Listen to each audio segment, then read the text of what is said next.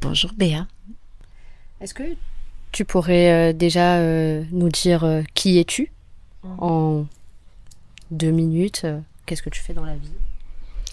Alors, qui je suis? Je suis quelqu'un en recherche d'un chemin de vie qui me correspond. Parce que finalement, je me rends compte que à 59 ans, je me suis un peu trompée de route. Et à travers cette retraite, je continue un chemin dans ce sens-là. Après, qui je suis? Je suis une femme. Je suis mariée. J'ai 2 grandes filles et mon boulot actuellement, c'est mandataire judiciaire à la protection des majeurs. Comment tu t'es sentie avant cette retraite? Qu'est-ce qui se passait à l'intérieur de toi avant de venir? Avant cette retraite, j'étais et je suis encore en arrêt maladie. Et je suis en fait dans la recherche d'apprendre à me connaître, à connaître mes besoins et à connaître et à me respecter. Et en fait, la démarche de la retraite, c'est un acte que j'ai posé dans ce sens-là pour prendre soin de moi. Pour toi, c'est quoi le moment le plus marquant de ces derniers jours? Je crois que ça a été la sortie qu'on a fait hier, où on était à la recherche de notre enfant intérieur. Laisser notre enfant intérieur s'exprimer. Et on avait déjà préparé le terrain finalement la veille.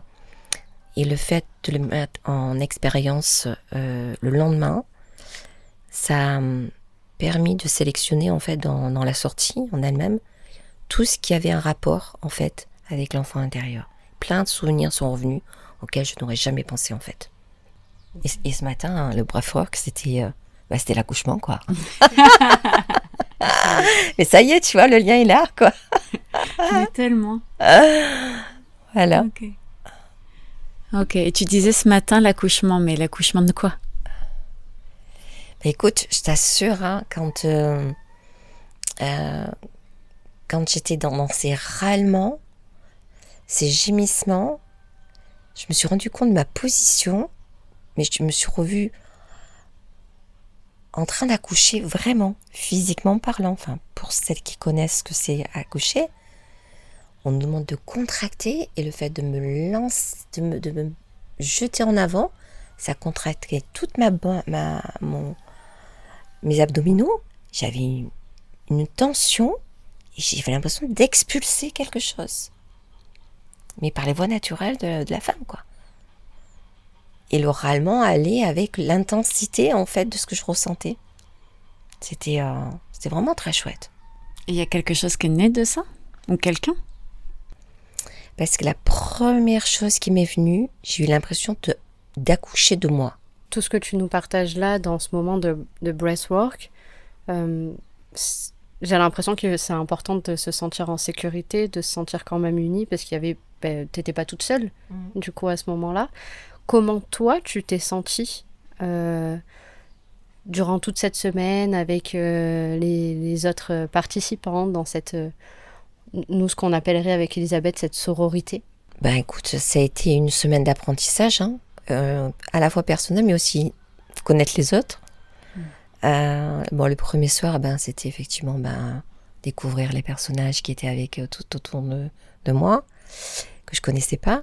Et puis après, on apprend à découvrir les sensibilités de chacune, les masques de chacune. Mm-hmm. C'est super intéressant. C'est une expérience de vie, c'est une expérience de partage. C'est une relation, un instant de relation humaine, quoi. Ce qui a un impact, c'est qu'on est toutes avec une forme de souffrance et qu'on est tous dans la recherche d'un meilleur être. Ouais. Et ça me touche par contre.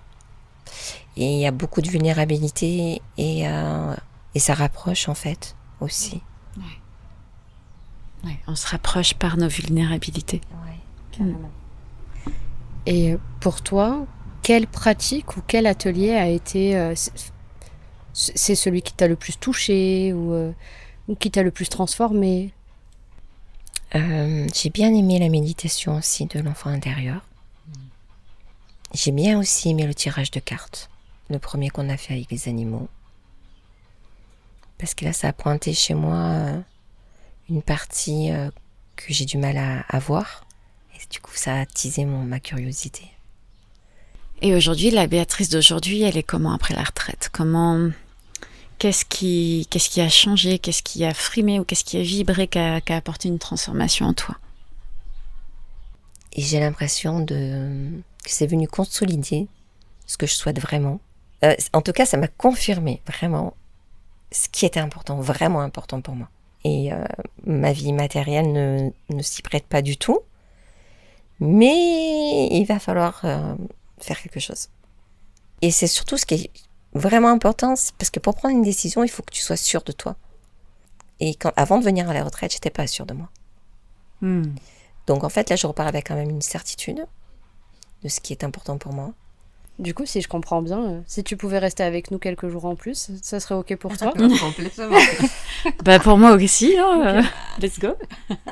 D'ailleurs, quand tu parlais de l'avion et de ton cauchemar, qu'on ne rentrait pas, j'ai dit, bah, ça m'a pas inquiété du tout, moi, par contre. C'est pas ton cauchemar. Ah non, pas du tout. Qu'est-ce que tu aurais envie de cultiver ou d'honorer de toi à partir de tous ces moments que tu as vécus?